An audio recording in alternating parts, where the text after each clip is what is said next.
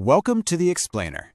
Today, we're cracking open the growth playbook from Albert Cheng, one of the sharpest minds behind the incredible growth at places like Duolingo, Grammarly, and chess.com.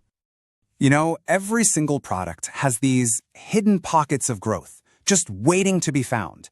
But finding them, well, that takes a very specific way of thinking. So let's get into it. To consistently find and really capitalize on these big wins, Albert Cheng uses this powerful mental model. He calls it the Explore and Exploit framework. It's a secret to unearthing these game-changing insights again and again. It's actually a pretty simple two-step process. First, you explore. This is all about finding a really powerful and often totally counterintuitive insight about your users. You're finding the right mountain to climb. Then you exploit it. You pour your resources into applying that one single insight everywhere you possibly can.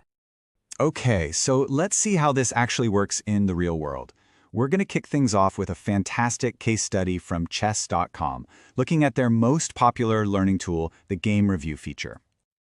Now check this out, because this is where it gets really interesting. The team built this feature thinking, logically, that people would want to review their games after they lose, right? To learn from their mistakes. But the data told a completely different story. A whopping 80% of users were reviewing their games after a win.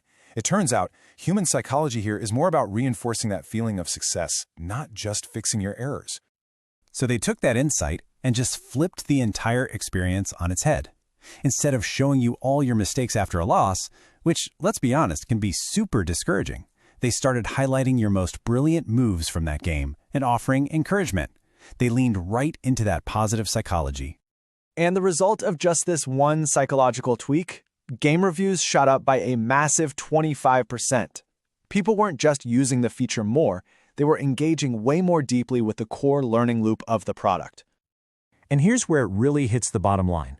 All that new engagement translated directly into a 20% increase in subscriptions. You see, this wasn't just some small interface change. It was a fundamental insight that drove serious business growth.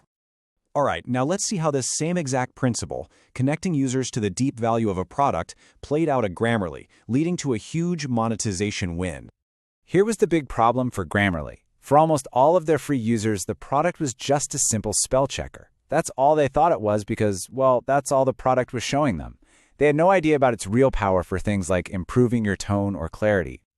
The solution was actually pretty brilliant. They decided to give free users a little taste of the premium experience. They started mixing in these premium suggestions for tone and clarity right alongside the regular free ones. It was a perfect way to show people exactly what they were missing. And this one simple change, it was absolutely transformational. Just by giving people a glimpse of the full value, Grammarly almost doubled their upgrade rates. I mean, that's a masterclass in how to do freemium right. So wins like these are incredible, but they don't just happen by luck. The real question is, how do you build a system that can find these game changers consistently? It really comes down to one word: velocity. At chess.com, they have a really ambitious goal: run 1,000 experiments every single year. Now that number isn't just about volume. A goal that big forces the entire company to build the systems and the culture you need for high-speed continuous learning. And they're not just working harder, they're working way smarter. AI is a huge part of this. They're using it to accelerate every single part of the cycle. From AI summarizing research and helping brainstorm ideas, to instantly creating visuals for new concepts, all the way to having AI bots in Slack that can answer data questions on the spot. But, even the most advanced system in the world is useless without the right people running it. And this is where Albert Cheng's approach to hiring gets really interesting and kind of goes against the grain. So instead of going after people with years and years of specific deep experience, he looks for 3 core traits. First is high agency. That's that internal fire to just go get things done. Second is high clock speed, the ability to learn and move incredibly fast. And third, high energy. So why these traits over experience? Well, as he puts it, sometimes experience can actually be a crutch. In a world that's changing so quickly with AI, the old ways of doing things can actually hold you back. A beginner's mindset, when it's paired with raw speed and drive, is often way more valuable. Okay, finally, let's just zoom all the way out. What is the one single most important rule for building a successful consumer subscription business from the very beginning? It's not acquisition, it's retention. Albert is super clear on this. If you can't retain your users, you're forced to try and get them to pay on day one, and that is an incredibly difficult business to sustain. Retention is everything. It's the foundation.